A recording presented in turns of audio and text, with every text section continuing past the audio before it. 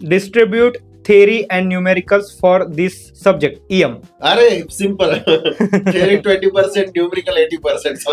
संपला. क्वेश्चन पण सांगा सर, म्हणजे कोणते हो. इम्पॉर्टंट आहे अच्छा, करण्यासाठी. थेरीच्या आतमध्ये डिस्ट्रीब्यूट करा, म्हणजे न्यूमेरिकल्स मध्ये कोणते केले पाहिजे आणि अच्छा, theory मध्ये कोणते केले. न्यूमरिकलच्या आतमध्ये युनिट 1, युनिट 2, युनिट 3, युनिट 4 मिरची. याच्यामध्ये थेरी. अरे हो.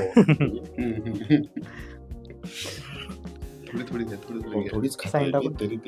युनिट 1, 2, 3, 4 याच्यामध्ये जी थेरी आहे ती नाहीच आहे मुळात, तर ती थेरी करण्यात लॉजिक नाही.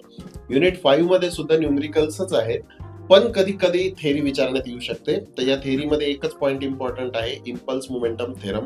आणि सॉरी, इम्पॅक्टचे वेगवेगळे जे टाइप्स आहेत, direct impact, central impact, oblique impact, हे सगळे जे टाइप्स आहेत, हे कधी कधी युनिट नंबर 1 मध्ये law of transmissibility of the force सुद्धा विचारण्यात येऊ शकतो, किंवा law of parallelogram of force सुद्धा विचारण्यात येऊ शकतो.